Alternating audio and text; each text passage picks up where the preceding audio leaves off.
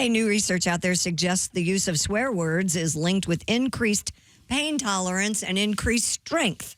Really? Mm-hmm. Dr. Richard Stevens told the Washington Post that swearing is a drug-free, calorie-neutral, cost-free means of self-help. Okay. In addition to pain tolerance, swearing's been linked to bolstered social bonds, improved memory, and even an alleviation of the social pain of exclusion or rejection.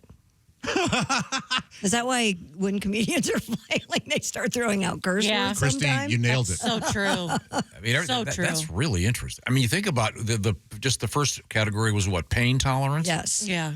Think of how many times you're in pain, you yell. something goes wrong and you scream the F word. They're saying it helps. I know. I have what I call roller coaster Tourette's. Yes. Oh, okay. If I'm on a coaster, I could be with my beautiful little girls. All of a sudden, mother.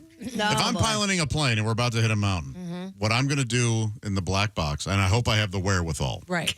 is to either tell the setup of a joke, and right before I get to the punchline, it goes out, so people just have to wonder what the punchline is. That's funny. Or like the end of The Sopranos. Or go, oh my gosh, you'll never believe it.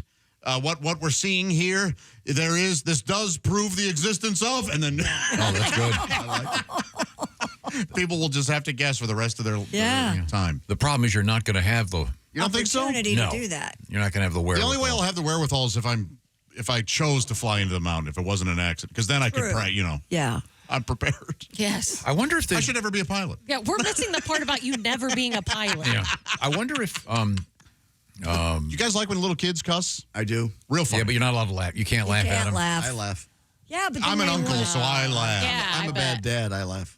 I don't. When my kids were growing up, we had house words. Like when you can cuss at home. Like if you feel so moved, if you feel so moved, like if you're so happy that you think a curse word goes here, or if you're stub your toe, or you're so mad, like yes. I knew other dirtbag parents that did that, and they. Oh, we did not have that. No, we did. I taught them discretion and when to and when not to, and But you know they're going to slip out. it. They're going to slip at school. Yeah. We never had that experience. Yeah, I've heard Pat's boy cuss. Oh, yeah. Oh, yeah. He can really tear it up. Yeah. I was a little shocked that it was real loud in the middle of a parking lot. Red Lobster. Yeah, I looked at you. I went, what do we do? We've been talking about this guy that has been taking all these supplements and doing all this crazy stuff. Oh, yeah. Reverse aging. To stay young. I guess he's Brian Johnson. some mega millionaire. Yeah. He looks like a creep. He's 47 years old, but the anti-aging obsessed millionaire Brian Johnson says he has the penis of a 22-year-old. Is that right? Yeah. In a jar? Or? Yeah. Probably. Yeah. You know, In his as Thomas mentioned. wish list.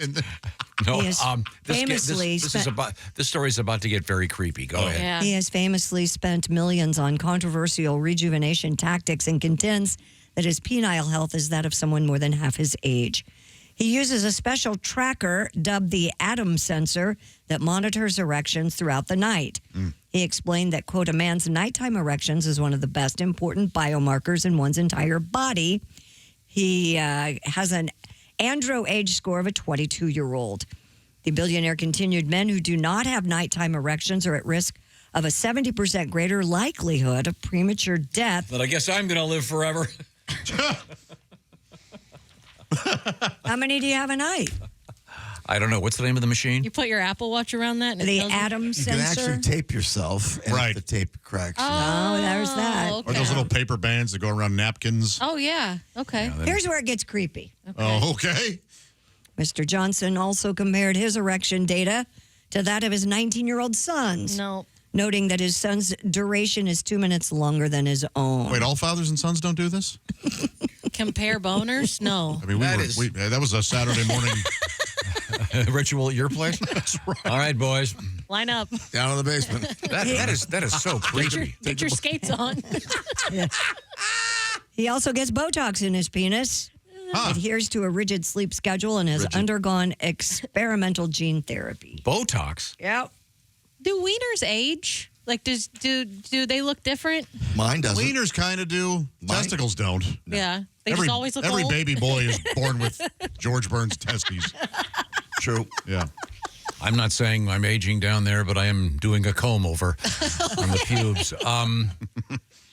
What's this? This guy's name is Brian Johnson, not to be confused with the singer. Yes, not to be He confused. looks like an AI human. Like Oh, he does really? not look like a human. This It's guy's kind not of- even. It's so creepy. The irony is he's spending so much time and energy on wanting to live longer. He's not even living now. Right. No. This is what he's Excellent obsessed point. with. Yeah, Yes. it's all he does all day. Go out is on a just yacht, Yeah, you weirdo. Yeah, real weird. So this machine then this is a real medical thing, I gather. Well, for some, like if you want to find out if you, So it's like a sleep test you'd do. yes, if you're impotent for physical reasons or mental reasons, they'll do this test. They'll put something around your penis that can tell if you're getting erect at night. Yeah, certain medicines affect that too. You got to be careful. But comparing it with your son, that's like That's a. weird. I mean, comparing erections is probably a very unpopular, I would think, sphere in Pornhub. Do they have categories for? Boy, I mean, yeah, I can't imagine. Be very unpleasant. Good luck to you, buddy. Let me Google father-son comparing No, don't do erections. Oh, my phone is melting. A lot of things can affect downstairs. You got to be careful. You Yeah. talk like Certain you've had medications, experience in this area. Which medication? It's called placebo. That can really affect it. Yeah. Really affect it. Wow. Botox in the schlong. I'd not heard of that. Oh, thanks. It gets the wrinkles out. Is that topical or do they have to inject? Injection. He said Yeah. Botox injection. Injections. Oh God. They call it crotchulism. Yeah, once again, the doctor goes, "You're going to feel a small prick," and he goes, "So are you, doc." That's why I'm doing all this stuff to myself. Al, you are a student of rap and hip hop culture. I am not. I am. So I'd like to ask you: is the phrase where you just go word or word up, is that still a thing? Honestly, you could get away with it. I think you would definitely be a person of a certain age if you said word up. But I use word all the time. Like all the time. Like, oh, you don't have to go to the airport. I'm going to take the train in. If you just pick me up from the train stop, I'm like, oh, word. Okay, cool. Because I'm already going to be downtown. Like that would definitely still. Now, word to your mother, Right. that's a very dated term. What does But it? What did it word- mean? Word is like just like you would never lie on your mom. Oh, So okay. so you'd say you can believe that that's going to happen. So word, like I hear you 100%. I see. Now, we were talking about high school mascots. You went to Beechwood High School, I know, in Ohio. What was the name? did. What was the name of your team? The The Bison. We had our helmets look like the Buffalo Bills. Bisons, of course. Not a lot of bisons in northern Ohio, really.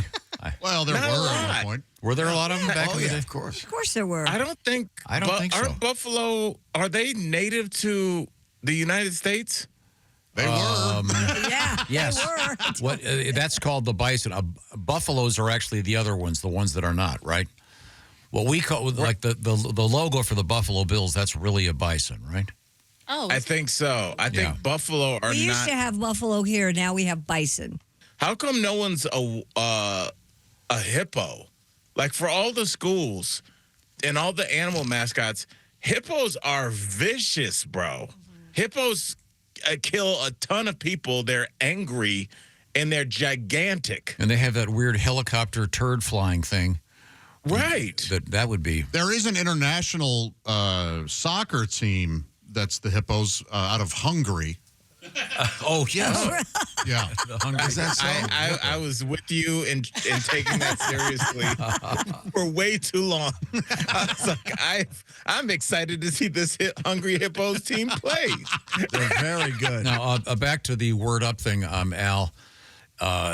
It's interesting. If I wake up in the middle of the night, I will always, like if it's after midnight, I'll go, this is great, wordle up. And because I means I can stay awake for a few minutes and see if I can get Wordle before dawn. Now, Al, on a different note, Al, is your comedy special out yet? It'll be out this afternoon. The fine people at Patreon say it will be fully uploaded this afternoon. But my new comedy special, which I filmed in Fort Collins at the Comedy Fort there, will be up and out in time. And first of all, I'm excited for it to come out, but also to tell you the name. The name of the comedy special is Sunny Maine. SonnieMane. And Sonny Mane is very important to me because, not even according to legend, according to his birth certificate and legend, when my father was born, my grandmother was so out of it that his aunt ended up naming him for a few hours while she was like in a haze. And my father's name for a few hours was Sonny Mane. That's amazing. It's on the birth certificate, and you can see where it is scratched out. As soon as she came to, she was like, what have you... First of all, Sonny Mane would have been the greatest name of all time. Al, I've got an interesting letter here, and it kind of was based on a news story we had. This comes to us from Robert. He writes, my wife and I attended a wedding. At the reception, the tables had vases with minnows in them. We watched 3 different guests, I'm assuming intoxicated, drink the minnows down. Wow. Oh, my gosh. Wait a minute. Why would you have minnows at your wedding reception? First, Because you're trying to flex, Christy. You're trying to let everybody know we are killing it. Wouldn't it be the Did you beta have minnows fighting at your fish? wedding? Yeah. Or a Wouldn't it be baby those shark or beta something. fighting fish or something cool, not minnows. I suppose just to have something unusual. Hey, have you seen our table? There's minnows there. Bait on the table? But, I mean, and people are going to be drunk, so you're going to have them. Whoa. Hey, Mondor, watch this.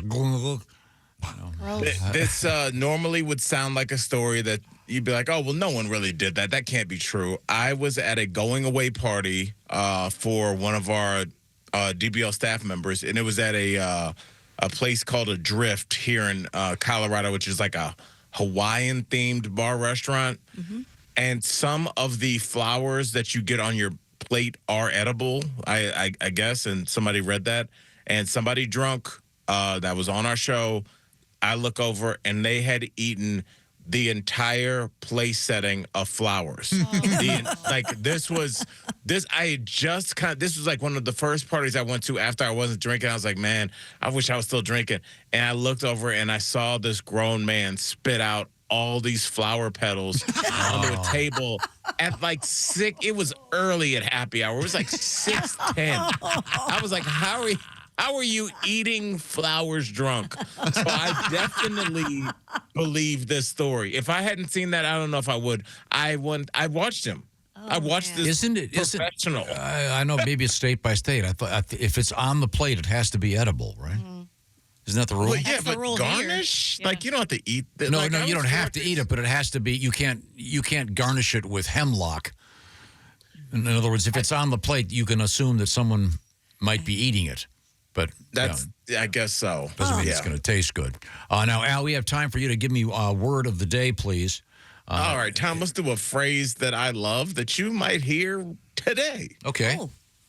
Tom, what does it mean if somebody is huffing darts? Okay, huffing darts. Wow. I know what huffing is. Typically paint or glue. You probably remember what dart was slang for. Dart's a cigarette. Yes, go with that. There you go. Oh, so if you're huffing darts, it means you're smoking.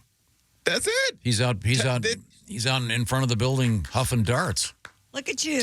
Tom watched 2 pitchers come in. Why? He got the fill of the pitcher, and third one you hit a liner down for a double. That was perfect. Yeah, just smoking 6. Sadly, there's some guy out there going, oh, I wish they'd said huffing farts. Oh, yeah. That's what I like to do. Man or woman, doesn't matter. Excuse me, lady, will you fart in this plastic bag? I'd like it to go. It's for my OnlyFans. Al Jackson.